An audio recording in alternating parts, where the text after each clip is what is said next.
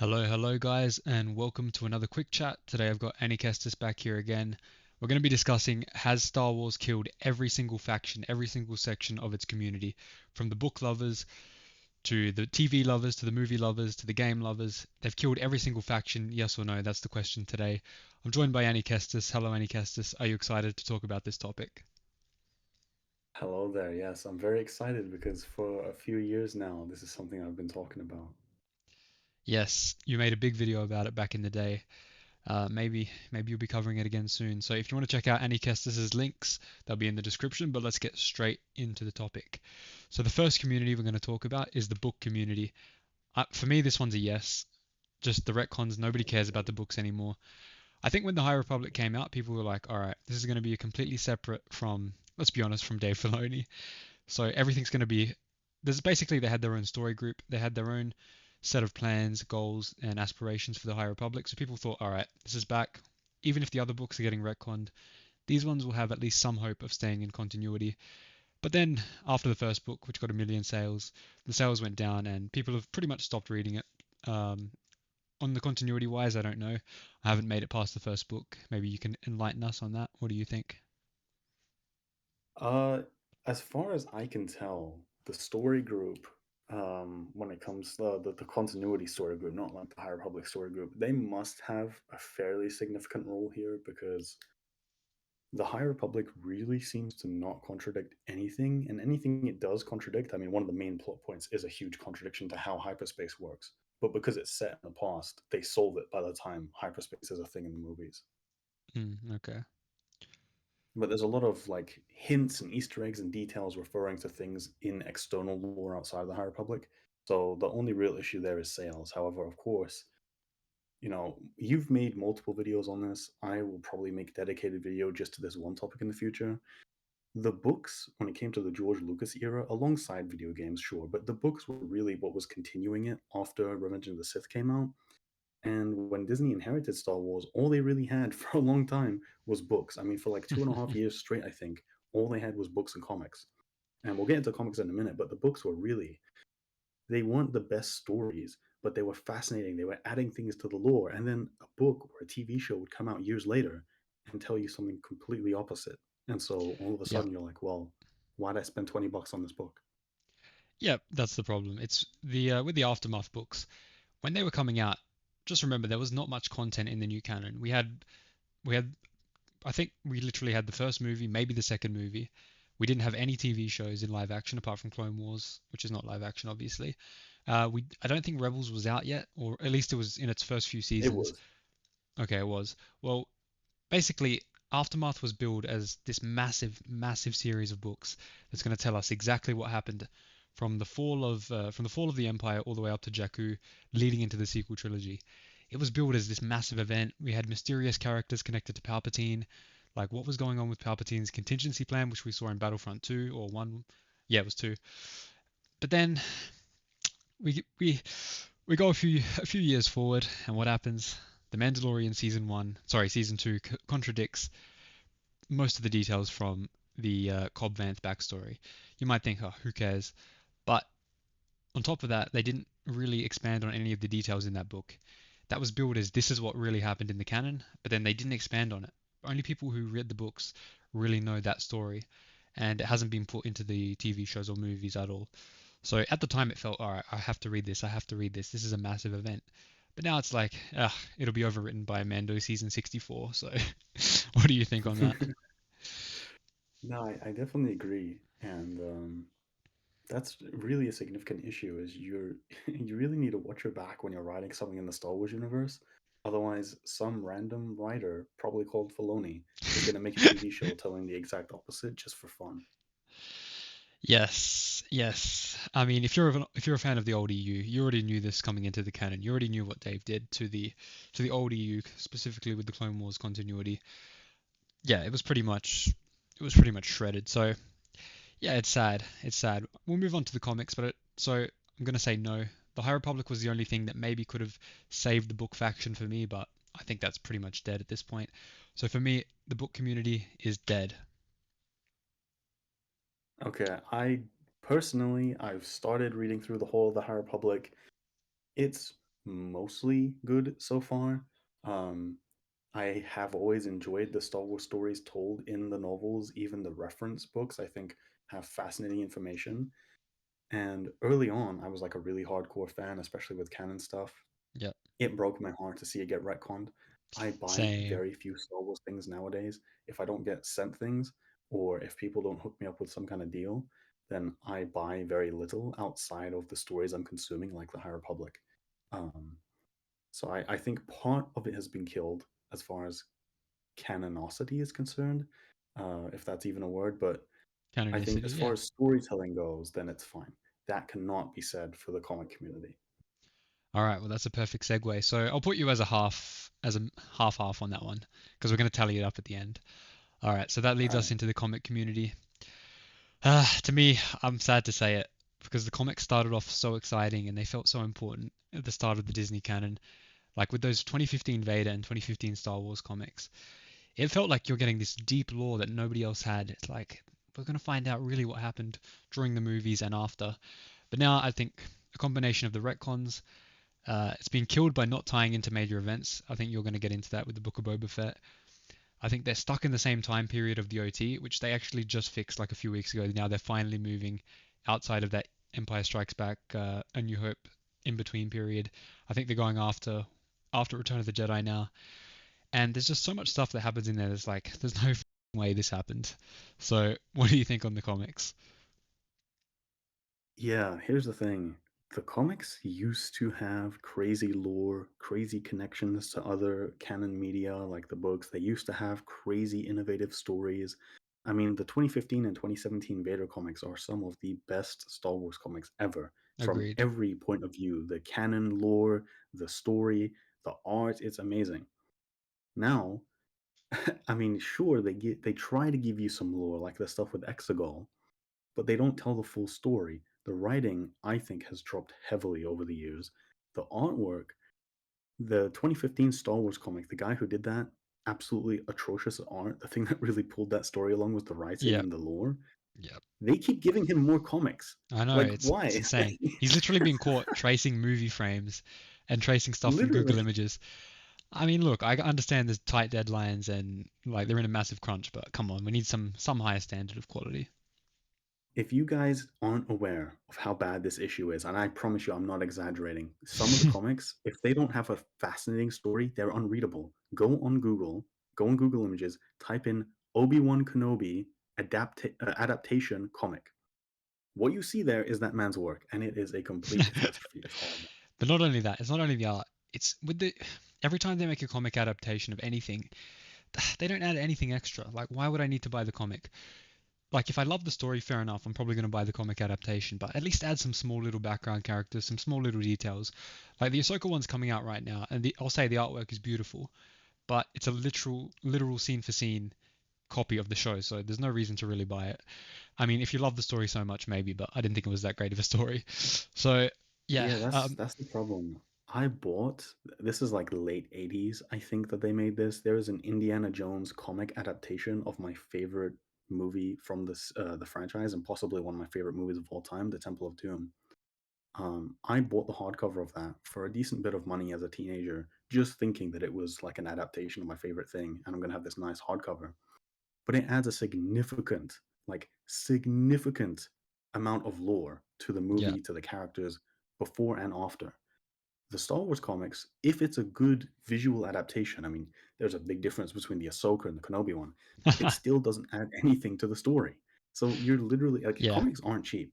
All right. Yeah, they only come out every month or second month, but they're a few dollars each. And they don't take you long to read. And they're crap nowadays.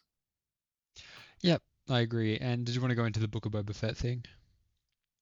Yeah, I won't go too hard on this because I think you mentioned it in a couple of your videos, but Yep, basically around about it's literally within the same few week period. It's not even just in the same month. It's not just in the same time of year. It's literally within a couple of weeks of each other. yeah, it was clearly planned to be The released together. Yeah, they did plan releasing them together, but that's as far as the planning went, and that's Yep, atrocious. The mainline Star Wars series, I think the Vader series, the Afra series, all of the separate series that were coming out at that time all hinted together at some big event coming up. And they all, you would have to read one Afra comic and then one issue of the Vader comic and then the first Bounty Hunter War comic. You would need to read them all in a specific order to get the full story. And so clearly they wanted to increase their comic sales. So what they did is they put it out around the same time as the Book of Boba Fett because it's called the Bounty Hunter Wars. You think of Boba Fett, you think of bounty hunters. That's the only connection. Boba Fett is in the comics. He takes part in the Bounty Hunter Wars. That's it. Period. Yeah, Why was there not a reference, even the tiniest hint or nod in the Book of Boba Fett series would have led to tons of sales, which Disney were clearly trying to cultivate for the comics. But they didn't. exactly. And the thing that's even worse, they spent, I think it was a 3 or 4 month arc. This was the only thing that was coming out at that time, Yeah. other than, I guess, the High Republic, which didn't have that much at that time. It was very new. So this was the whole thing that you were getting if you were a Star Wars fan in the comic world. And it was so bad. It ended up being a complete failure, and it ruined people's expectations for the future of the comics, which have only gotten worse since then. Yeah. Can you just imagine if they just put the tiniest little reference, which everyone would be talking about it on Twitter, like, oh my god, I read that in the War of the Bounty Hunters comic, and that would spread onto Reddit, that would spread onto everywhere. People would go and buy those comics. And instead, what do we get? We get no connection whatsoever, and to be honest, a very boring end to that arc, I have to say. Like nothing major ended Yeah, up happening in the end. So it was yeah, so bad. it was terrible. So basically, they hyped us all up. Everyone was like, all right, this may tie into the Book of Boba Fett. It's coming out at the same time. It's on the same theme, the same characters. This has to tie in. No, not at all. So comic continuity is dead for me. They're not making any new innovations. They're stuck in the same time period. They're doing crazy stuff in the like just crazy stuff with Luke's yellow lightsaber. That can be done well. I just don't think a lot of that stuff has been done well. Stuff that is unbelievable to have happened between A New Hope and Empire Strikes Back. So for me, the comic community is dead. What about you? Yeah, I definitely think so. The only part that I think comics have some level of hope is for almost a decade now, or maybe even a full decade now, we have had the original trilogy or the build up to the original trilogy be the main thing that comes out. When the Kenobi series came out, we had one um, unrelated, very unrelated. Again, that's a big complaint. It didn't tie in. When the Kenobi series came out, we did get a unrelated Kenobi comic, but it only went on for a short run. It was like 4 or 5 issues. We got a random Mace Windu one that dropped out of nowhere. I think either the beginning of this year or last year, I forget. It was the anniversary of one of the movies which featured Mace Windu, and so they gave him a bunch of Mace Windu content, a book, a comic. Cool. But the rest of it is still stuck in the original trilogy. It's only now that we're actually starting to properly explore stuff, other than the High Republic, because that's its whole separate initiative, outside of the original trilogy. Yep, I agree. I agree with everything said there. My only hope is that they start writing more manga, have one single creative with a creative vision, not connected to anything else in Star Wars. Just give him free reign. Let him write an amazing story, and that's how you boost the sales. Because at this point, the comics are gone. All right, let's move on to the fandom menace type community. I think they're also gone. I mean, back in TLJ, they still cared. They were just raged. Now you rarely see them talking about any of the Star Wars content. I mean, the Acolyte they came back for a bit, but they obviously weren't watching the show because nobody watched the show. So I think they were killed by. I think they were killed by TLJ. I think Mando season two's ending really brought a lot of them back. They're like, all right, maybe there's a second chance here. But then they were killed again when Gina Carano got fired, rightly or wrongly, whatever you think about that. I think that took a lot of the wind out of the sails of Star Wars. That all that hype that was built up from the Luke cameo. What do you think about the fandom And then menace season type three community? happened. Yeah, of course. Yeah, that here's the thing. As someone who watched The Acolyte and made videos as it was coming out, I can tell you that although the viewership was very low, and statistically most of the people who watched it wouldn't have been hate watchers, at least around social media, the fandom menace is very much alive. Okay, they just comment on anything hating, even though a lot of them acknowledge they haven't watched the series because it's too, LGBT, or it's too gay for them, or it's too political, or they just don't like how Leslie Headland looks. And it's like, all right, well, I'd prefer if you just lived your life and left me alone. But as far as the content goes, I definitely think they've lost interest in the content, but they're still passionate Star Wars fans. And whether you like them or hate them, they are going to let that passion out somehow. And a lot of the time, it is harassing people, bothering people who have different opinions to them. I think that's a pathetic way to live a life. However, um, I can understand where they're coming from, having something they love and they held dear to them, and now there's nothing for them. There's nothing they feel like they can actually enjoy. Um, I think the community is alive, but as far as them consuming content, then I think it definitely started going down with The Lost Jedi, took a nosedive with The Rise of Skywalker, um, and then, just the letdowns with Gina Carano and other stuff that that community typically, rallied around. Now they're at a point where they just feel like, okay, we have nothing.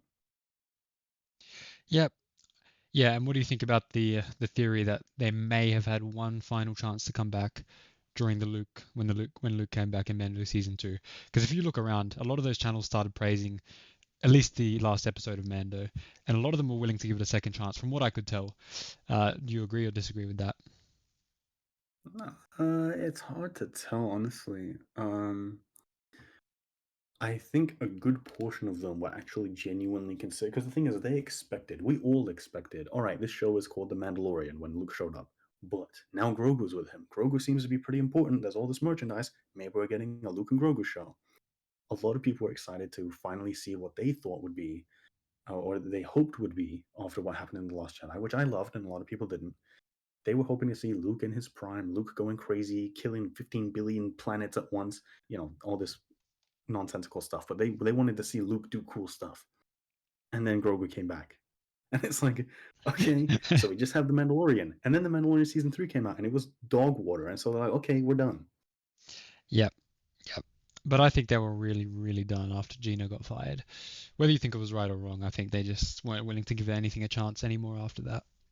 That's the thing. I I don't have like a statistical study to back me up, but I'm pretty sure most of that community aligns with a certain political opinion, and so did Yeah, Gina, that's and for so I sure. think a lot of them bowed out right then. Yeah, that's for sure.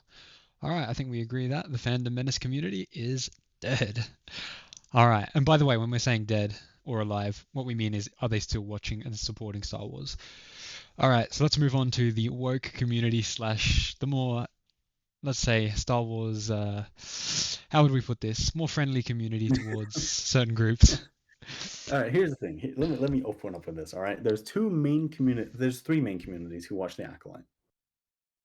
There's people who don't care. There's people who care, and there's people who really, really care. Now, when I categorize that, I'm not doing this in terms of politics. I'm doing this in terms of worldviews. The people who don't care are like me. They may have a religion, they may have a belief system they subscribe to, but if someone else has other than that, they don't care. They'll watch what they make, they'll see what they've got, they'll see if they like it or not, and that's it. The people who really care are the haters who, even though they really are certain they'll hate something, they're going to go out of their way to make sure that they're right. And when they figure out that they're right and this thing sucks, they're going to tell you all about it. Then there's the people who really, really care. And when I say that, I'm not talking about LGBT Star Wars fans or anything like that. There is a good portion of people, and I'm talking Twitter numbers here, so it's like the majority of people on Twitter. They didn't care about Star Wars that much, or they had no idea about it at all. They came to the Acolyte just because they heard the creator was LGBT. They only were interested in Star Wars because of LGBT.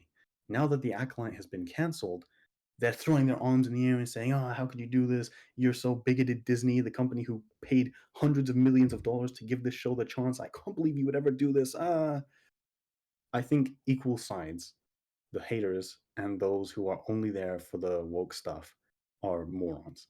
And I think the people in between who either do or don't agree with the worldview, but they just live their life and they don't care. They watch Star Wars because it's Star Wars. They'll give it a chance. I think that's who Disney generally caters to because they want money, and that's the majority of people. Yeah, And since I have said that although they're not dead online, they're dead as far as watching the content for the fandom menace type community, I think the same goes for the whole community. yeah, I agree. And when I say woke community, what I'm talking about is really the ultra positive community who pretty much anything Disney released, they'll be hopping on Twitter saying, "Oh my God, this has blown my mind. This was the most amazing piece of content ever released." That's who I'm talking about. And I think for Disney to lose these guys is pretty crazy. I mean, they're obviously not a big number because, as we saw from the acolyte numbers, however, they're a very vocal they're a very vocal number. So for Disney to lose those guys and lose the Fandom Menace opposite guys of those, you're pretty much cutting everyone off. So I think that pretty much settles that one. They are dead. Let's go to the old EU community. I think these guys were dead from pretty much like year two of Disney canon. As sad as it is. These guys were dead before Disney canon started, dude. Yes, legit. I They were dead mean, from 2012, the buyout. They saw the writing on the yeah, wall. a lot of you guys have only begun watching Star Wars content in like the past decade. A lot of you in the past few years. A lot of people got into Star Wars and especially social media over COVID. Me and Star Wars have been watching these guys since we were kids. I remember before Star Wars Minute existed. A lot of you don't even know who that is. That's the original name of Star Wars Explained. Yep. Um, I remember when Generation Tech and Geesleys and all these guys first started out. I remember way back in the day, and even before them, to the I guess you would call it the golden age of the Legends YouTubers. Evan Everyone Nova, believed Grey and Jedi. hoped that things would, yeah, Grey Jedi Evan Nova, people like them. Yep. Even back All of when those Antoine guys, Bandele was doing Star Wars content. yeah, there were guys who were getting lots of views, like a few million views. But back in those days in YouTube, that was unheard of. It was literally like one or two people doing that, like Vincent Vincent Vendetta. Vendetta back when the movies Yeah, were oh coming my out. god. Yeah. Sorry, the um, nostalgia's taking us over, guys. Yeah, we're gonna be here all day talking about this. Yes, we But are. we can go through this very quickly because we have other topics to get through. But like Nah, take your time. those It's fine. early days, most of them didn't get many views. When I say don't didn't get many, you would be lucky if you got more than like a couple thousand views making videos back Yep, then. yep. And the community never really had the level of life once Disney bought Star Wars. And even then, people would try to, YouTube is a game. People try to play the game. They try and sell it as if it's part of Disney, but they actually mention in the video, by the way, here's what happened before Disney, and here's what Disney's doing. And so by having that sort of format, they were able to make their Legends content thrive, and they would get dozens of millions of views sometimes Mm. because that's just what the landscape was like back then. There was a huge demand because Disney had bought the franchise. They promised all these books and these movies. When the Force Awakens trailer came out, way before the Oh, movie came out, by the way, so we're talking the whole of like 2015, Legends content soared, Rebels content soared. The beginning of canon and the end of Legends, everything soared. yep. But that meant something else soared. A lot of viewers were finding out this Legends thing was canceled, and these people are upset about it. And there were hours and hours worth of content just talking about how evil the cancellation was. And, to this day, I found a guy fairly recently, the past few months, who I've learned a lot through watching his content about how the Legends community feels and a lot of the kind of historical side to it and things like that. His name is Quality Autism. If you guys care at all about Legend stuff, you should check him out. He makes really good content, a lot of it in German, but that's okay. Um, a lot of it in English as well. Yep. We also have to shout It's out Matt fascinating. Wilkins and those type of guys. Oh, yeah. They've been on it forever. They've actually made a massive live stream series going through every year of the new Disney canon and what the Legends community was thinking, how they were feeling, what type of campaigns they were running to try and get things to come back, at least reprints, Yeah. reruns. So if you really want to know what was happening in the Legends EU fandom back then, Matt Wilkins and the guy you mentioned. Yeah, Quality Autism. Also, I'm going to shout out Iron Inquisitor because he Oh yeah. documented a lot of the issues with the Clone Wars that Filoni was making. That guy, So yeah, I'm sad to say, but that guy was part of the reason where my hype for Dave Filoni absolutely went into the toilet. I, that's understandable. So I that's the didn't thing. I realize. grew up with that stuff. I knew. So I was never that excited for Dave. And so I was like screaming into the void, like, guys, be careful. Yeah, you were ahead of the game. I didn't know until Clone Wars season 7 when there was started to be some contradictions there. That's when I was like, wait, guys, what's going on here? And then I looked deeper, and then AniKestis and others told me, wait, you think this is new? You think this is just happening now? Hell no. So that's when my Dave Filoni downward spiral started. I still think he's a good storyteller. He's not the cleanest, like there are some rough edges. I do think he is still a good storyteller, but for continuity's sake, just absolutely not.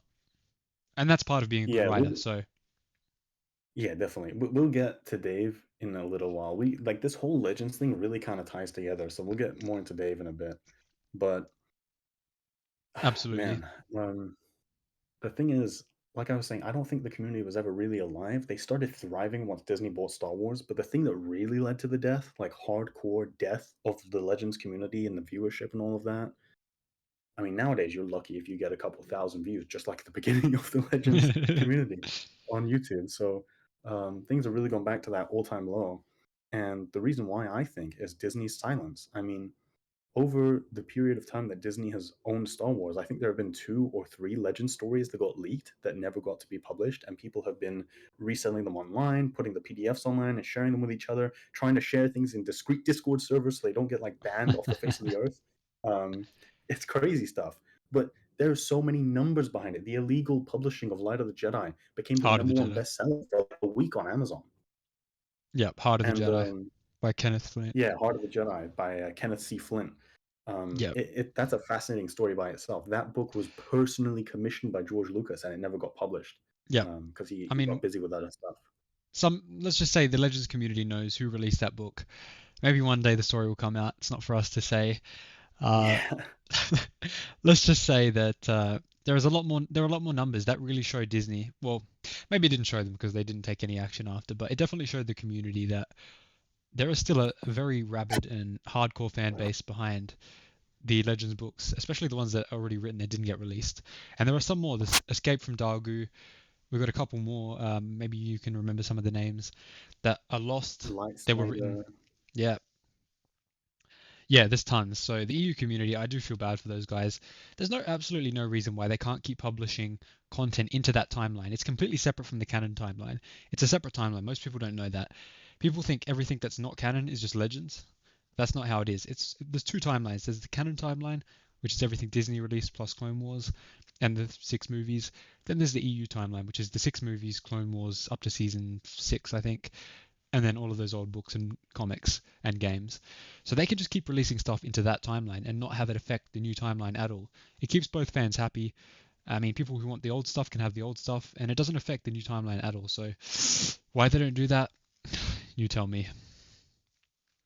Yeah, that's the thing. I really think the numbers have shown that EU fans would make it worth Disney's money to reinvest and just like publish stories that are already written and just need to be posted, or get a small team together.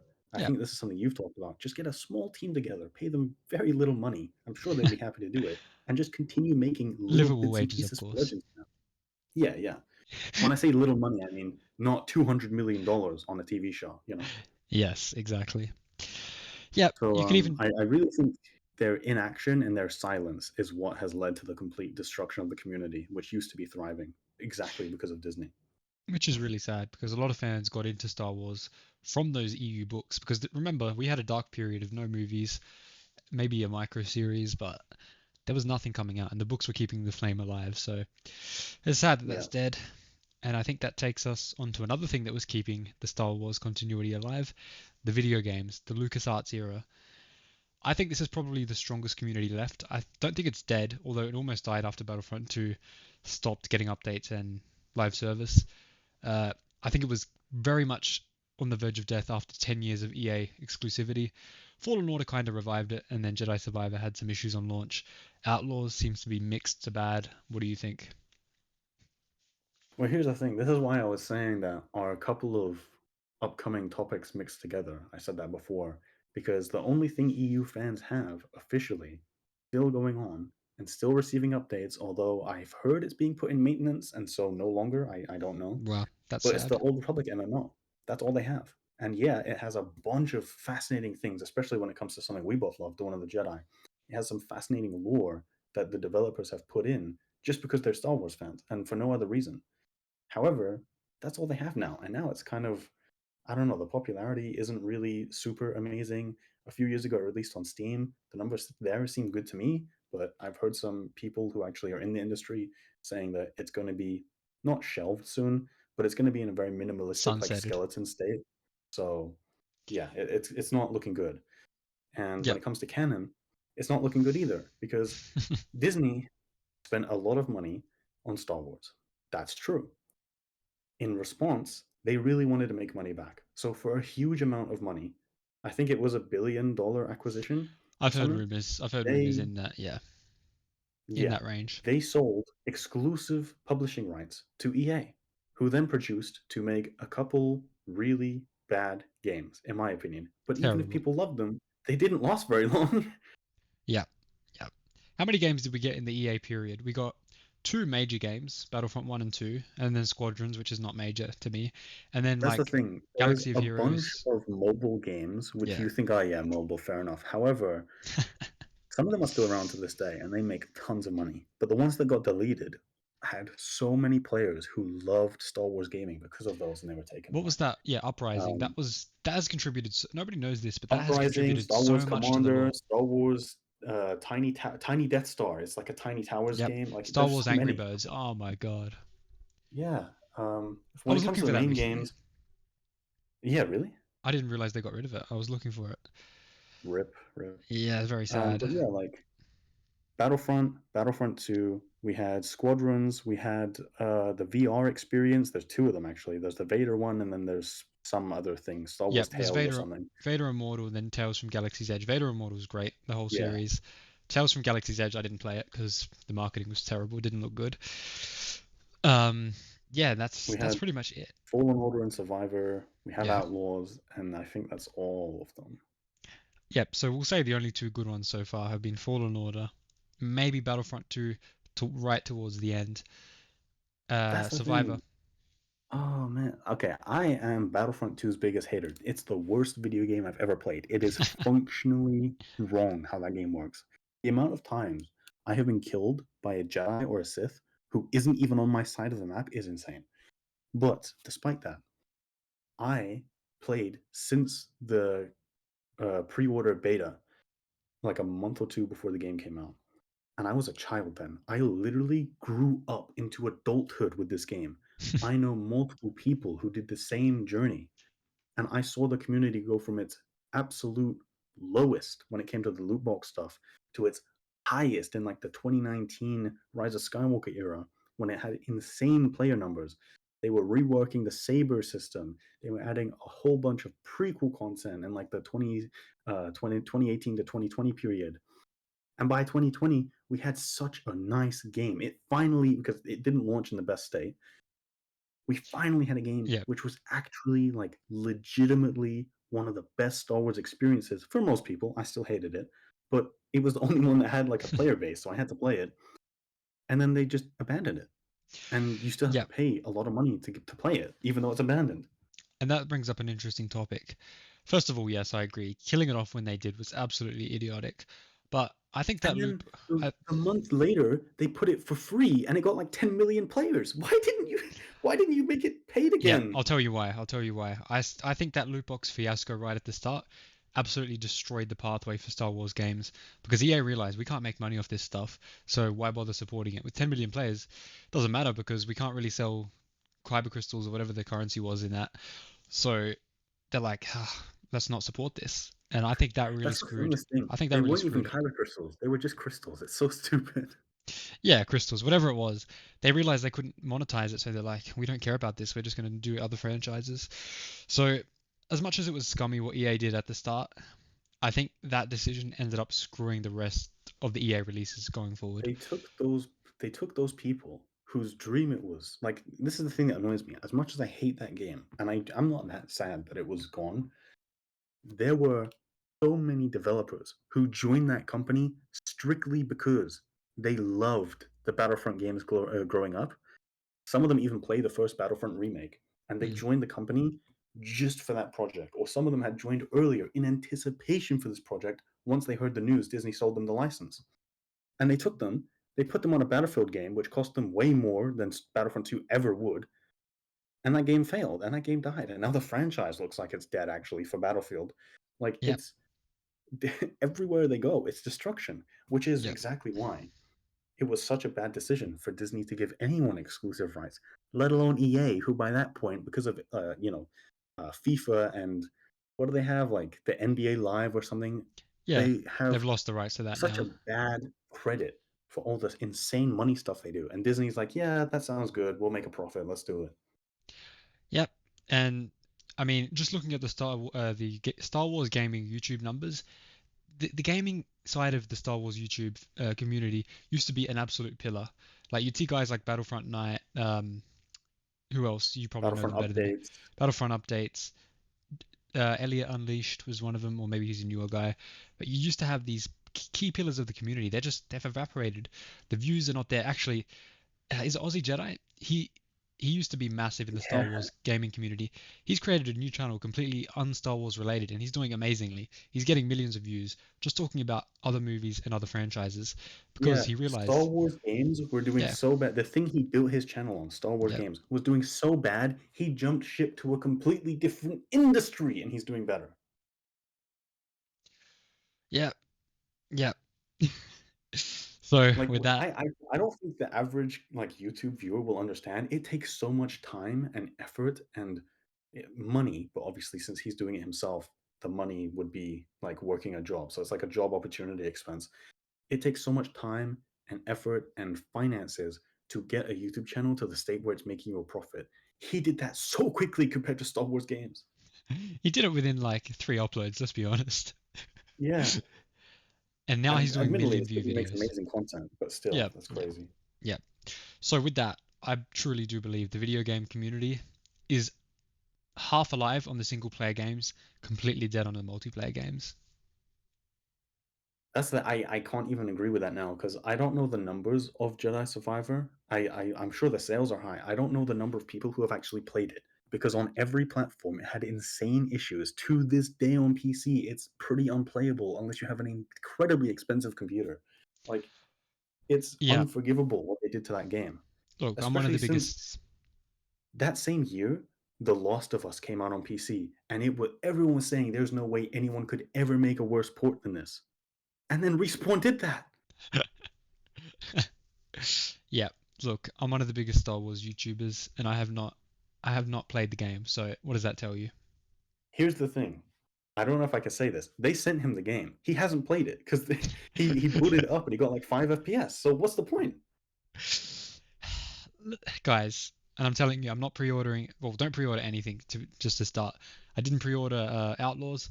The reviews look very mid, and after Jedi Survivor, that experience, you'd be stupid to buy the game within what the first maybe month. You'd have to wait until all the bugs, the first day bugs, get sorted out to even consider giving it a chance. I don't know if you agree with that. I would wait like 9 months nowadays. The amount of time it takes companies to fix these damn games they release unfinished is insane. Yep, I agree. So I think I'll go half dead. You go full dead for gaming for the video game A community of Star hundred Wars. percent dead, bro. I'd be surprised if Star Wars makes a single sale in the next year. All right, all right, good. And that brings us on to someone we've already mentioned many times in this chat, the Dave Filoni community. And when I mention the Dave Filoni community, basically these are the hardcore Clone Wars fans, the Clone fans, the Clone stands on Twitter, the hardcore Rebels fans, the hardcore Ahsoka fans now, and basically anyone who's like, guys, Dave Filoni is the savior for Star Wars. Dave is the man. Give him the presidency of Lucasfilm, which, by the way, is stupid. He doesn't have a business degree. He has a creative writing degree. So please keep him on the creative side. I don't know how he got that, by the way, but whatever. Well, I won't go that far, but what do you think about the Dave Filoni community? I think I think it's pretty clear. I am not a I'll fan of say Dave Filoni in any way. However, I think the community is only like 70% dead. It's around 2/3 dead because there have been loss after loss when it comes to Filoni just giving the most garbage products. I think the only thing people have unanimously enjoyed was the Tales of series, which fair enough. They're pretty short. It's hard I to write hated it. something bad in that time period. But I didn't like them. I hated it just because of continuity purposes. I know that's bad to say. All right, I'll say I liked the episodes that didn't retcon shit, but I hated everything else that That's the retcon. Like thing. the Ahsoka episodes Half were. of the Oh first my god. show is unwatchable for anyone who knows canon. Yeah, what they did was a complete disgrace to the book. Like it was so compressed. They lost so many details just by compressing it into that small thing. Anyway, I think the Dave Filoni community it largely survived up until now, but people have really started to see the flaws in his writing. First of all, some are even blaming him for the acolyte because of what that writer said. I don't know if you saw that. The writer said on Twitter, "Yeah, Dave Filoni approved every single one of the scripts for the acolyte." Yeah, So, Dave Filoni gave her the idea for the witches that everyone hates, but people love Dave anyway. which is so obvious when you look at, like, in Ahsoka, the witches talk about the thread as well. A lot of people forgot that, and the acolyte brought in the thread and the witches, so it's pretty obvious that the Dave connection was there, but And nobody wants to Tales of admit that. the Empire was just before as well with the Morgan Elsbeth. Yeah, everything to do with witches, Dave is behind, guys. Dave is behind it. So I think that's probably one of the healthier communities because they've still got Ahsoka season 2 to look forward to. Some have been burned by the canon stuff because there is a lot of overlap between the Dave fans and canon fans, like the book fans. I'd say they've lost about recently it's gone up. Like if you asked me last year, I'd say 90% of them were still loyal. Now I'd say it's about down to 60% still loyal. What do you think?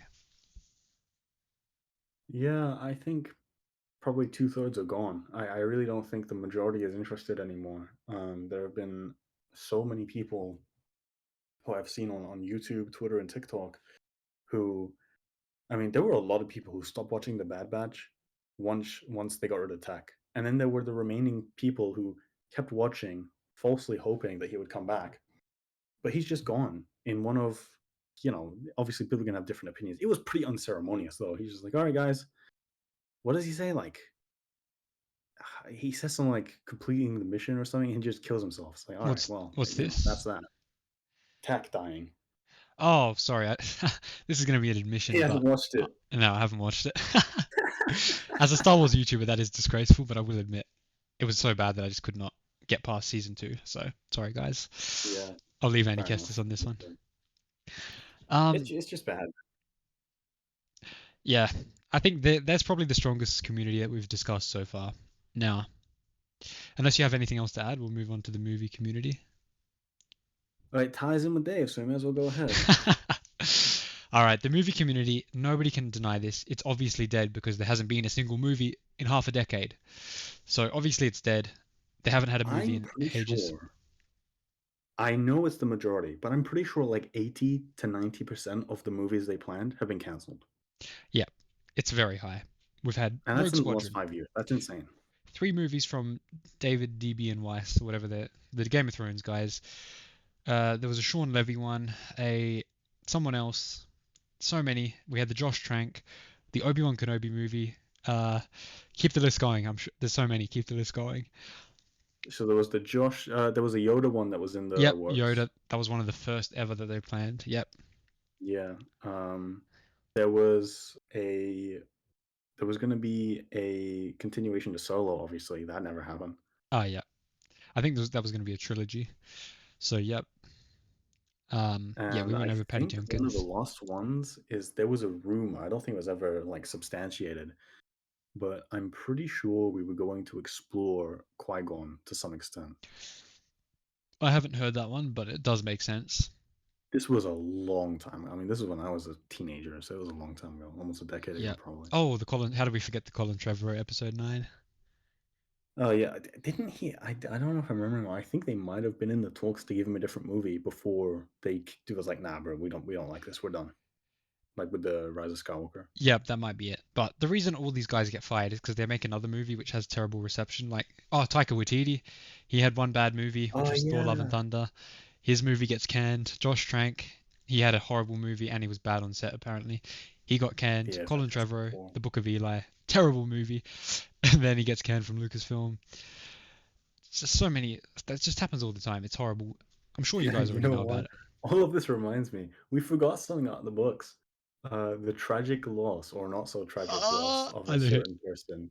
Yep, a certain person who has the best Yeah. tweet of all time. All right, so guys, for those of you who don't know, Chuck Wendig was probably the most vulgar Star Wars author to ever grace the canon of Lucasfilm.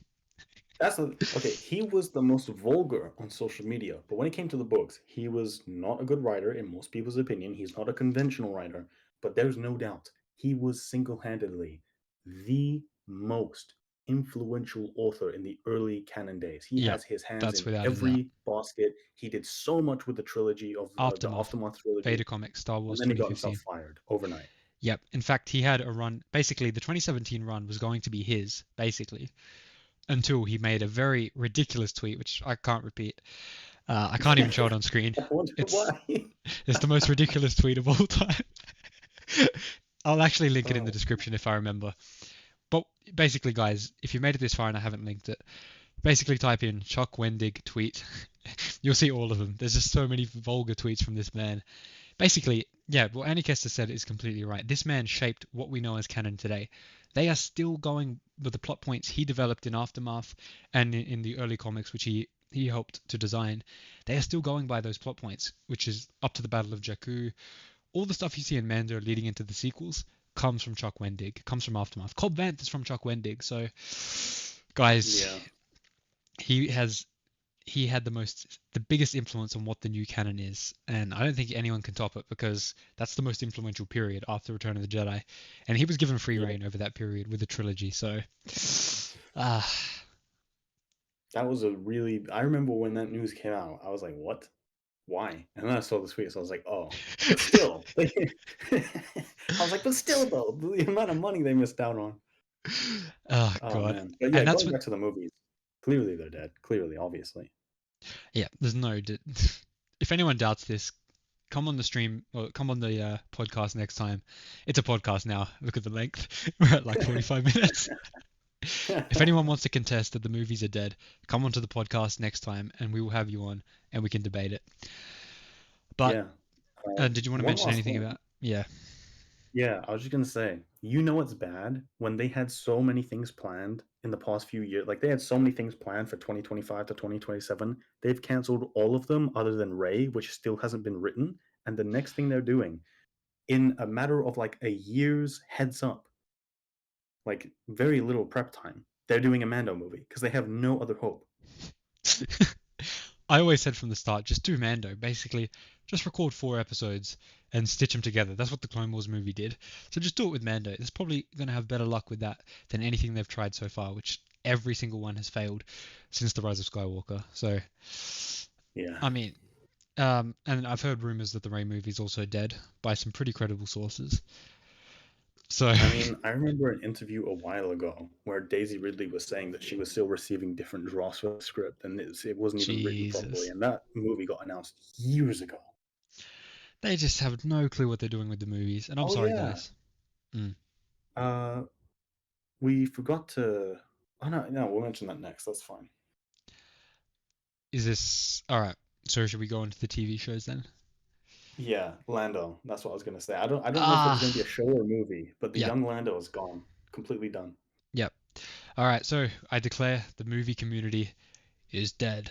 Alright, so for the I TV agree. shows, I'm sad to say, but I can't. I wish I could put the numbers on screen, but this podcast. We can't do it. But basically, every show from Mando season 1 to Mando season 2 to Book of Boba Fett to Kenobi, I think Andor was after that, then Ahsoka, then Acolyte. The numbers have sadly dropped on every single show going all the way up to now. There hasn't been a single show that's risen the bar Other, since the Mando one. yeah, other than The Mandalorian, which has been falling off compared to its peak. Don't get me Season three, wrong, but season three had less than 2. Yeah. yeah, Mando is still on a downhill spiral. However, if we remove Mando from the graph, everything other than Ahsoka got less than the show before it. So that's bad. Ahsoka still isn't high, by the way. Just I so think we're clear, Ahsoka it's got. like half Oh, or a quarter of Mando. yep. And guys, by the way, the reason Ahsoka didn't get less than the show before it is because the show before it was Andor. And by the way, Andor has actually now picked up and gone well ahead of Ahsoka. It just didn't do it while it was Yeah, airing. when it comes to the latter half, Andor wins, but not the beginning. Yep. And of course, it's critically acclaimed, unlike any other Star Wars series so far. Yeah, they're all trash. Well, I won't go that far. I still liked Mando 1 and 2, but the rest are terrible. And let's talk about the You animated. know We it's never talk. bad. You know it's bad when the only critically acclaimed show is written by someone who hates Star Wars. That's what I'll say. Bro, this is why people got so angry at Leslie Headland for saying, "Yeah, we brought someone in who hasn't even seen Star Wars." That was actually a semi-good idea. I mean, obviously she needs to be, or whoever it was, needs to be kept in check because he can't just be writing random stuff that makes no sense in Star Wars. But it's great to have that outside perspective, someone that just knows what a good movie or what a good TV show is, without happening to know the law. You can get the law from Pablo, although he doesn't do his job these days. You can get the law from people like Dave and Pablo and those guys, but people that know how to tell a good story is very important. Tony Gilroy is the prime example. He hates Star Wars. He does not care one single bit. Yet he knows how to write a good story. and then they can spice in the Star Wars lore content and the Star Wars connections as they go along. Yeah, and that's the thing. I mentioned before, I've always been a huge nut for canon, and a big pain point is that they are going to show. Well, it's only a rumor, but it's fairly confirmed at this point. It was Mm. years ago, and there's been nothing contradicting it in newer reports. Although They're I have a showing counter how to he that. meets K2SO for the first time in season two, which is going to retcon the comic because it has to, because it's a different version of events. I don't care because it's going to be better written. It's going to look better. It's going to sound better. It's going to be better. Retcon the comic. I don't care. That's the only time I'll ever say that because Tony Okay, Doyle is that good. I still disagree. It shouldn't be retconned. They should make it better without contradicting any details. However, I'm not actually sure he's going to do that. It is pretty much confirmed from the rumors. However, the one thing that makes me say it might not happen, do you remember the situation with Cassian Andor's home planet? Yeah. Basically, in the reference book, it says his home planet is Fest, and then in the show, it was Ferrex, I think. Was it Ferrex? No, Ferric is where he went to. What's his home planet in the show? Anyway, it's something different, but basically, the I don't show gave remember. an We hear it like one. yeah. Anyway, the show gave an explanation for the retcon by saying that was his cover name and his cover planet. So like that was his cover story that he was born in Fest, which basically turns that reference book into an in-universe reference book, which is something they're doing recently with Kemshu and the Rise and Fall of the Galactic Empire. So I was very happy with how they handled that. They fully handled the Yeah, retcon in a perfect way. So very good. that's why I think maybe K2SO might be handled in a better way than just over stomping over it like Maybe. Dave. But even if, like, I'm never someone who's okay with retcons because, like, even something as small as changing the time of day or something, I think is a big issue. But that comic is so, like, how can I say it? It just, it's not that it doesn't matter, It's so low impact. but Nobody knows about it. that's the thing. This is like the one time, like like the Kanan comic. Everyone tells me whenever I bring up that retcon, ah, well, no one read it anyway. It was one of the only comics back then. Everyone read it, but that's not the same when it comes to K2SO and Andor or whatever that comic is called. It just no one read it. I think they were originally there was the idea that they would get more, and they didn't because it didn't sell well. It was just done. Mm. And so this is like the one time where the unofficial tier list of comics being at the bottom, I think, is actually the one good move because otherwise it might hinder the storytelling. Okay. I disagree, but we'll agree to disagree, and I'll officially declare the TV show community is on the decline, and it's one more show that goes lower than Acolyte, and it's completely dead. What do you think? I agree. I mean, Disney is not an infinite money machine. They have a budget that they can align, that they can set aside for Star Wars. And if that budget and the return on it doesn't align with what they need, then they're just not going to do shows. They're just going to do movies. Yep, I agree. I agree. They spent way too much on the Acolyte. I don't know why they did that. I think they were really Yeah, it was confident before it came out that this is going to be the next big thing. and they shouldn't have been because it makes okay. This is a thing. I'll keep it short. I'll put it in one sentence. Why would you introduce a brand new era to the majority of people who don't know it exists in the form of an incredibly expensive TV show that has nothing in the marketing to pull people towards it? That's so stupid. And not to mention, the marketing campaign that they ran was very divisive. It felt like they were targeting those Fandom menace guys and saying, "You don't like this show? We don't need you." And it turns out they did need Yeah, it those turns out guys. they did. Oh man. Yeah. So anyway, if I was running Lucasfilm, I would fire every single PR person. I would fire the whole company. Every single one of them needs to go. Start fresh. Bring someone else in. Anyway, all right. Now we get to a very weird community. This one, not many people think about this anymore, but the toy community. Hasbro, even during the canon days, but especially pre-canon, the toy community was massive. That was where George made most of his money, not from the movies, but from the toys. So do you think they're alive? What's the state of the toys in your opinion? Do people even buy them anymore? What's going on in that front?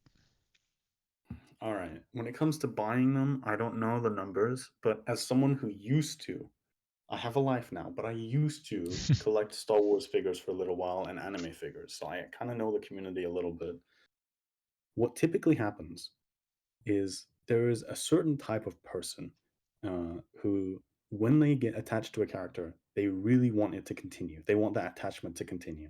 And I know that because I have like 15 Naruto toys or something like that. Yeah, yeah. And I love Naruto. Um, so whenever I'll give you a better example actually. There's an anime called Tokyo Revengers.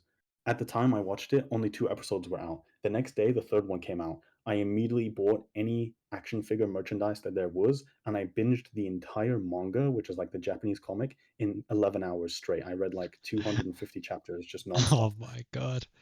There is a certain kind of person that gets obsessed and attached, and I'm still that kind of person, but now I don't buy stuff. But they're typically the ones, they watch the Bad Batch, they see the characters, they're all amazing, they buy one of each of the Bad Batch.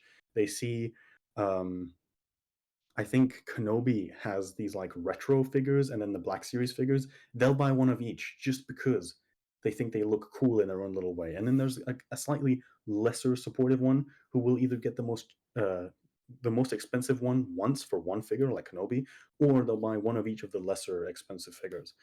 And so this is a community of people who get really attached and they like to physically have something that attachment can kind of be put towards and put into, and they can admire their collection and they see all their favorite little characters. That community is still going. The community that Disney actually targets, which are the kids, are still going. The problem is they don't serve that community very well. And when it comes to the adult collectors, I think that's pretty dead. I've seen multiple very big, I say very big, it's a small community. But in that small community, pretty big channels with like thousands of subscribers, which is rare for an adult collecting community in the Star Wars space, just leave and get into other hobbies because there's just no point. They don't see the point. A lot of people registered a lot of interest in there's the I don't remember what it was, like a Black Series toy of the Rancor. There was Yep. the You want Razor to get into the Crest. There was controversies? the yeah. There's the It was Reva's Inquisitor lightsaber. lightsaber. Yeah, Reva's lightsaber didn't get which funded. All right, yeah. let's start with Uh, the Razor Crest one. Do you remember what happened there? I don't remember all of the details because this is literally what is this 2021, It was 2022, when Mando season 2 was coming out. So 22, I think. Or no, 21, 21. 20 or 21. Yeah. Yeah. So basically what happened was, as best as I can remember it, Hasbro released a very expensive full size figure Razor, well, not full size obviously, but Oh full yeah, size I remember life that. size, full scale. No, obviously a normal toy-sized Razor Crest. This was very expensive. I don't know why. You saying life-sized remind me that there's no life for the Razor Crest. Yes, although if you saw the leaked season 3 trailer, maybe that will change things. But basically, what happened was they released this massive toy. So many people bought it, and basically, it started arriving the week later. Everyone was like, "Oh my god, I'm so excited to unbox this!" And then the week after that, the Razor Crest got absolutely destroyed in the Boba Fett episode of The Mandalorian season 2, and people were like, "What the hell did I just spend my money on? It doesn't even exist anymore."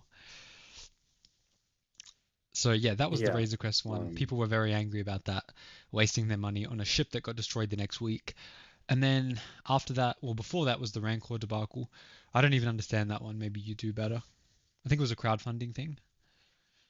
um, I don't remember either. It was something that failed to get funded, or it came out and it just wasn't what was promised. I honestly don't remember I exactly, think it but was very regardless, the expensive community was very upset. and it was very low quality for how much it costs. I'm pretty sure. I think that might have been it. Yeah, it was a big Yeah, letdown. It felt basically like a scam. I yeah. remember on Twitter, there were multiple pretty big Twitter accounts in the toy space who weren't limited to Star Wars saying this is insane. No other company would get away with this. It's just Disney. It was pretty crazy. Yep. And then we have Reva's lightsaber that never got funded on the crowdfunding, and that was during the peak of Kenobi, which, by the way, the finale had a pretty big, not big, but a pretty decent peak. So for that not to get funded is pretty crazy. Um, there was another debacle. Was it Ray's lightsaber? There was something at Galaxy's Edge maybe got funded. There was a vote of some type. Maybe you Um, remember. hmm, I'm not sure. Someone in the comments would definitely tell us what this one was. I think it was the I Inquisitor's can tell you one lightsaber. thing: the Galaxy's Edge or whatever the hell they're called, those lightsabers suck so bad. They're so disproportionate. They're the ugliest Yeah, things they're I've ever seen, and huge. there's so much money. They're huge, and they cost like 300 or something just for the Yeah, experience. Yeah, Like I got that's my lightsaber. It's not fancy, but it's actual size. It's solid. It's great. You can actually fight with it, unlike those ones. And it was like $150. yeah. You can get so much better quality sabers from many different stores for much cheaper. So that's my advice. I'm getting blacklisted from Galaxy's Edge now. All I right, have a funny little side story. go ahead. Um, when The Rise of Skywalker was coming out, I wasn't excited for the movie whatsoever. Like not in the slightest. I had already given up on Star Wars back then. I was in like a little hater phase when it came to the movies. Because now I love the Light of the Jedi. Now I love the Lost Jedi. I did not back then. I thought it was the worst thing ever. Back when you had a brain Um, joking. okay, buddy. Looks like I'm gonna have to put that lightsaber to use. No, All continue right. though. I was at this period. I don't remember what it was. Something motivated me to get a lightsaber. I think it might have been a book or a comic. It just really hyped me up despite my disappointment. And I went online and I'd always wanted one. But, as a kid, I could only get like the cheap toy ones because my parents didn't have a bunch of money.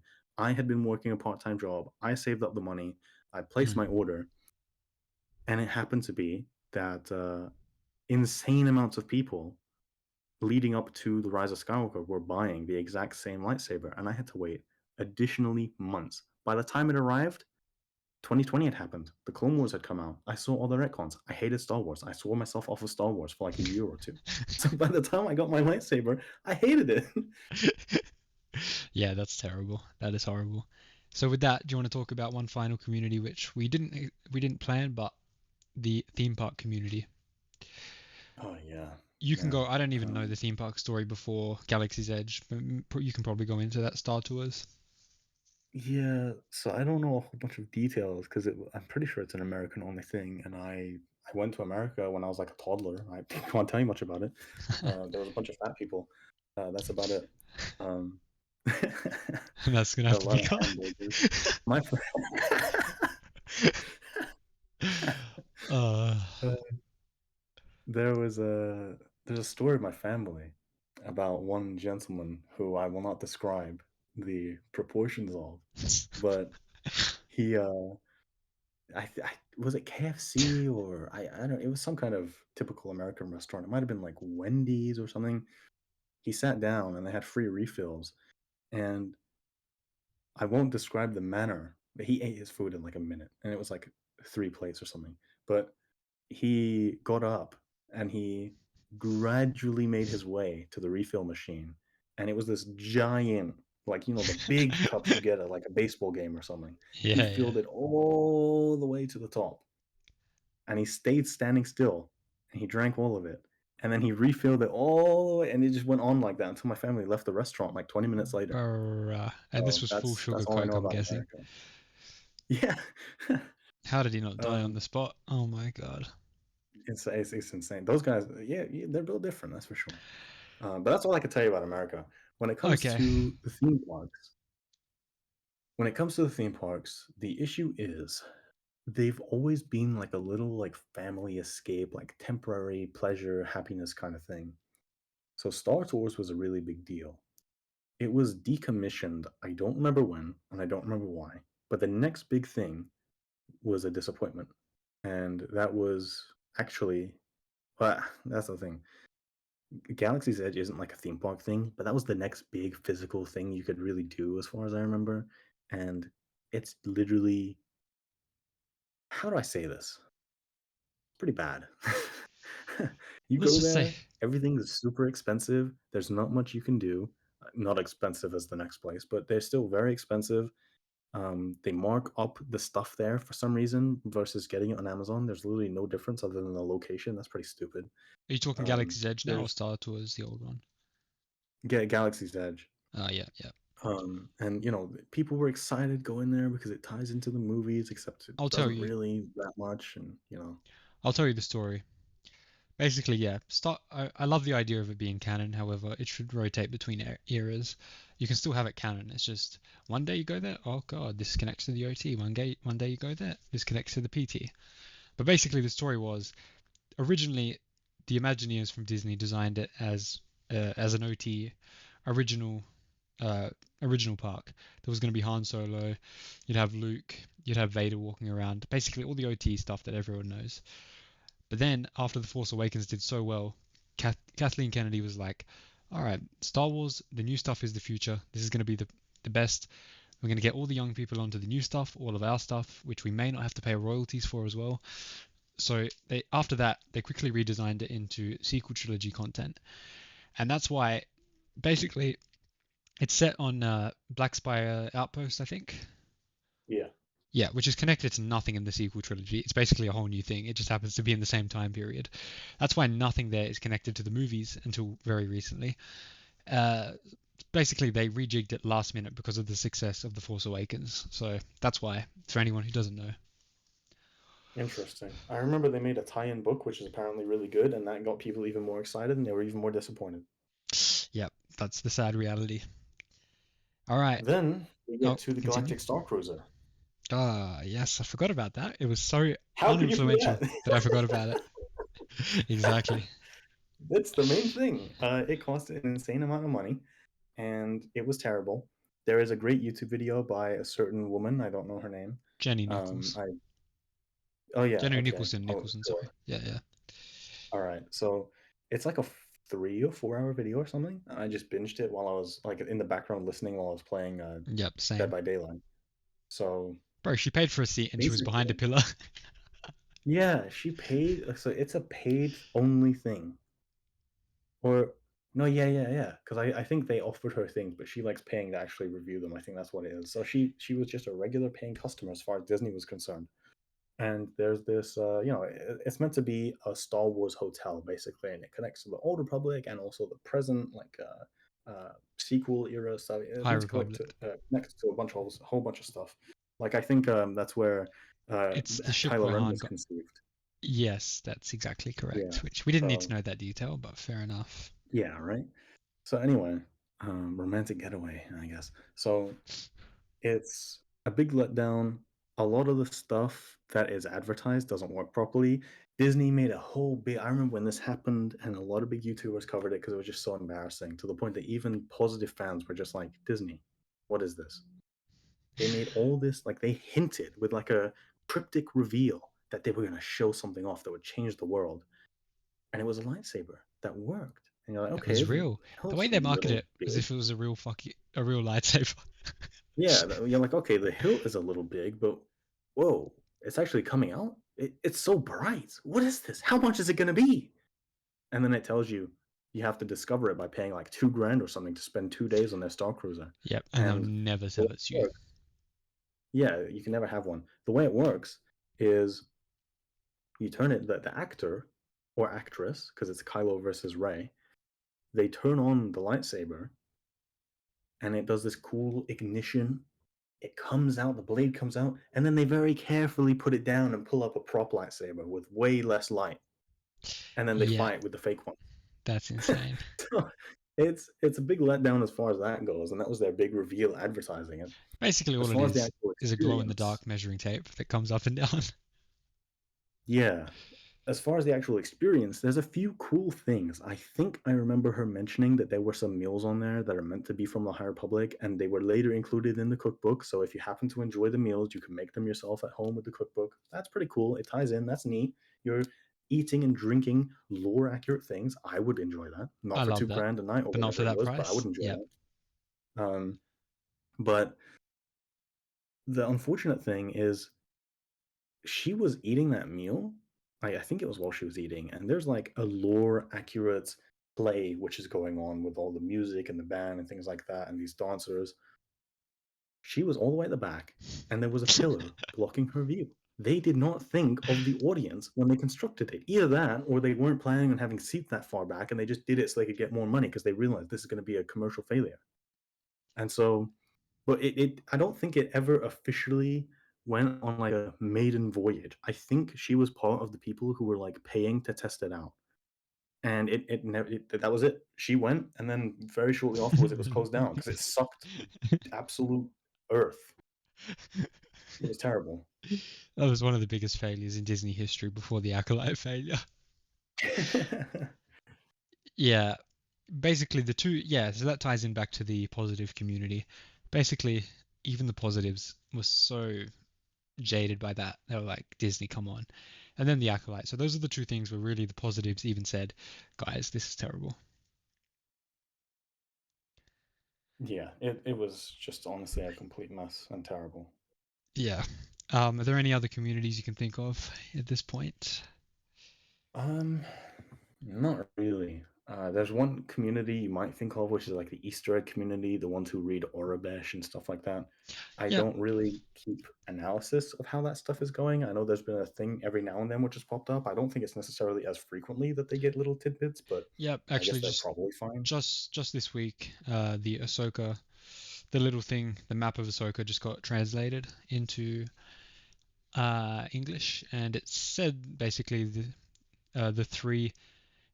Basically something about the three allowed the three got to this path on Peridia or something, against the wishes of the Mortis gods or something like that. You guys can check it out. So they're still getting stuff. We had the Boba Fett chain code for them. There's always stuff in the background on Bad Batch. Oh yeah, we need to talk about the animation community before we wrap it up. But I'll just quickly go over. There's stuff in the Clone Wars. There's yeah, the Boba Fett chain code. I'm pretty sure Mando had some more stuff in it. So I think those guys are doing pretty well. There's a guy on Twitter called Numidian Prime. If you want to see Easter eggs for every piece of content, that guy has you sorted out. Basically, anytime a book comes out, he'll find all the connections, all the Easter eggs to other content. So that's great. Pretty Um, cool. yeah, it's very cool. And until they get retconned, of course. But that brings us on to the animation community, which I think it's a strong niche community, but it's not very big, and I'm out of it now. I've left it. What do you think? You've officially left the cult of Star Wars animation. Yep, I hate it. I think everything since Clone Wars season 7 has been terrible.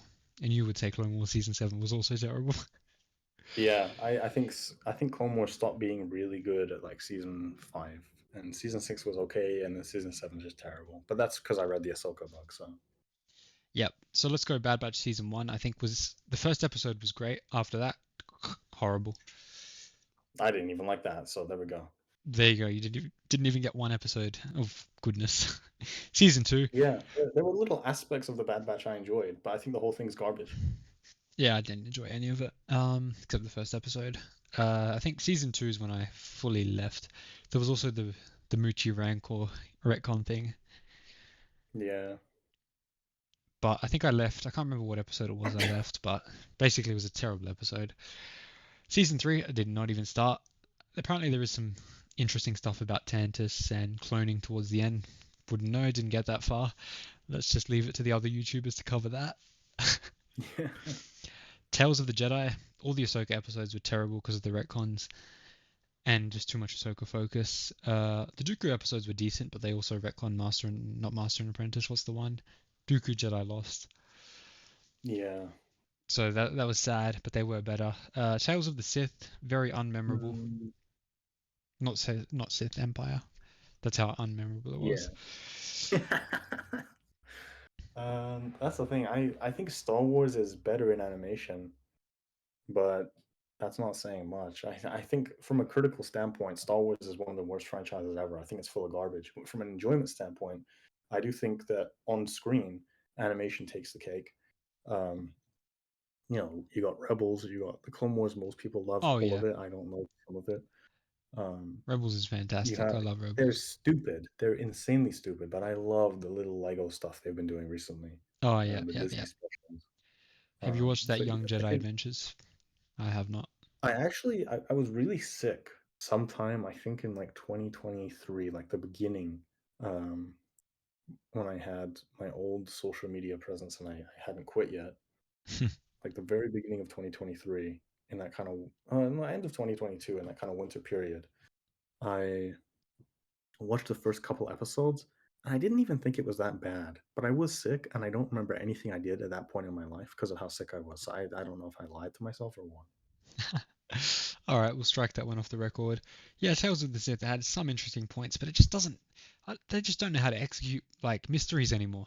We've had so many questions, like with the when Grogu got rescued, they executed that because everyone was wondering for years who saved Grogu. They executed it so badly; it was so boring. Oh, Ahmed Best. Wow, who cares? He just ran away. Like there was nothing interesting there. And they did the same thing with Tales of the Sith. Oh my god, how did Barriss escape from Order 66? Was she in prison? Like, what happened? It was so boring how she escaped. I can't even remember. I literally cannot even remember. It was so boring. I think the Inquisitor pulled her I out or can't help something. you out there. I can't, yeah, so she was in jail. The Inquisitor lady who later killed her for some reason. I say for some reason. Obviously, I know why, but she ended up being good at the end anyway. So why even kill her? Whatever. That's Dave for you. Um, she freed her. She was like, "Yo, bro, I got a good opportunity for you." And Barris is like, "These guys are kind of creepy, but if I leave, they'll kill me. So let's do it." And then she got her first witness of how evil the Sith are, and she's like, "Nah, I'm done. I quit. I'm retiring." And then she force That was pushed. so I think obvious. one of the greatest moments in Star Wars animation for me is that moment where they're walking back from Lynn, I think her name is, killing that Jedi, which I still don't know if it's a man or a woman, to be honest. Um, but I'm gonna go with man. I always thought it was a man until people told me otherwise. Um, she killed him, and Barris is just in shock this whole time. And then Lynn just, I think she takes his lightsaber and she just continues on, like, all right, to the next one, like, let's go. Another day in the life. And Barris is just like, she's just realizing how horrible it is. But all she can think about is staying alive. And so she keeps walking. But then Lynn, she chastises her or she talks about how the Jedi was so useless or something.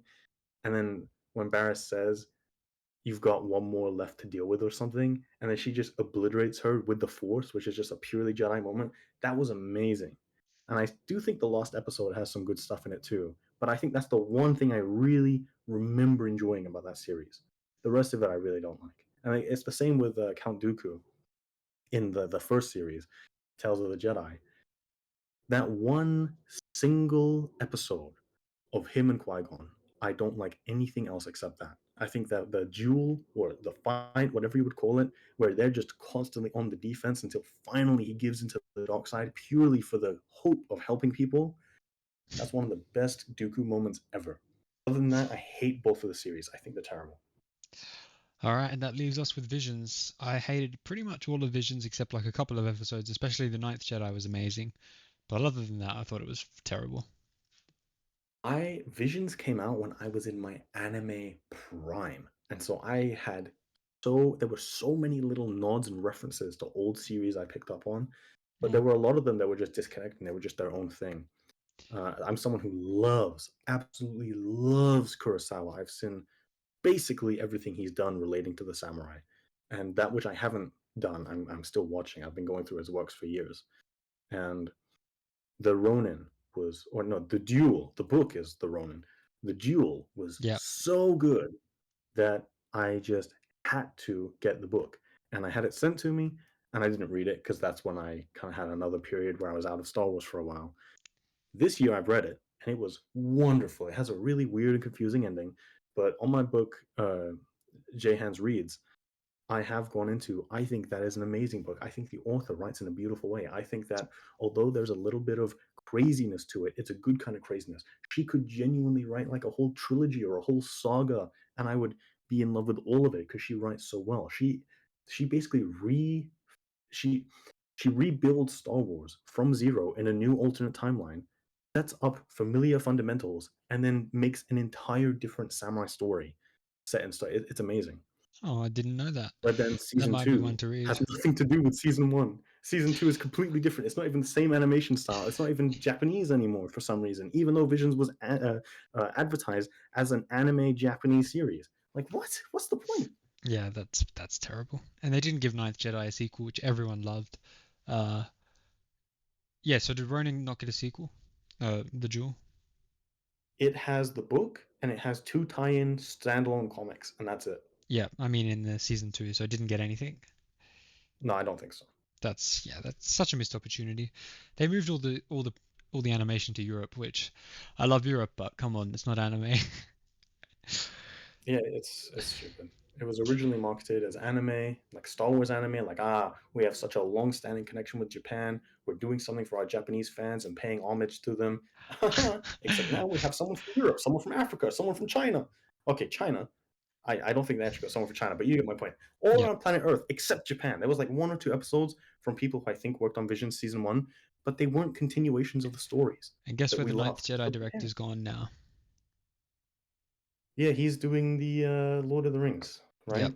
So he's found better work for Yeah, himself. Good on him. yeah. It only took 3 years, Do but you? that's the This thing. So reminds me. 3 years, and they didn't offer him. I know it's so stupid. They could have given him his own series and he would have killed it. But this reminds me. Do you remember this massive controversy? I think it was after Mando season 2. Dave and Kathleen went to Japan. Would was seen. Were taking photos with uh, who's the famous studio, the massive studio, Studio Ghibli. Yeah, Yeah, they were taking very photos. They good. were like, guys, we have an announcement to make in a few weeks. The week came around, and guess what the production was? Do you remember this? Yeah, it was that stupid short, which got me almost Grogu kicked and off. the these bastards. I'm sorry. That was the biggest disappointment in history. I thought we were going to get at least a Ghibli short in canon, and instead we get a 2D, like 3 second, just animation of Grogu falling down a page with some dust bunnies. It's insane. We were destroyed. We were completely misled and false advertised. So I just want to say to Lucasfilm, screw you for that one. Yeah, definitely. But anyway, that leaves us on a great point to end. I'm going to shout out AniKestis. The channel is AniKestis. He also has another channel which is J Hans reads. yeah. So go check that out. That'll be in the description. Check out the latest documentaries we've done, which are very good. Dude. You're not gonna believe this. What? Hold on, let me just Google something. I don't remember what episode they did. No way! What? The studio who made The Ninth Jedi made the Terminator anime. Oh my lord. It's production IG. That's insane. No way. Ah, That came out dude. yesterday, guys. If you don't know, Terminator got an anime, and 3 years later, it turns out it's The Ninth Jedi. People, there you go. And this is just showing you that Lucasfilm is absolutely poorly managed, horribly managed at all levels. If they Put were me in smart, charge. I'll do you right. yeah, exactly. If they were smart, they would have that guy locked down. What's his name? It's a Just Google his name quickly. I Let's give him a shout director, out. but He the whole needs it. studio is He working definitely on needs it after working on Lord of the Rings. it. Yeah. No, but guys, thank you so much for making it this far in the podcast. If you made it this far, it's now a podcast. This was supposed to be a quick 10-minute chat, and it's turned into a 10x. I told you it wouldn't happen. Yeah, I thought we could at least get this into 30, but I guess not. Anyway, it was a very fun chat. I love talking about all this canon stuff, all this failure of Lucasfilm, and I just want to bring this franchise back because we both love it. We don't want to see it dying like it is. We want it back to its peak, back to its prime, where everyone was getting views. You could upload a Lucasfilm logo on a black screen, 1 million views, but we're not there. So, guys, thank you so much. I hope to continue this podcast. Please share it around, and we will see you next week. Probably not next week, but very soon, definitely. Go subscribe to AniKestis, subscribe to Star Force One, and I'll see you in the next video.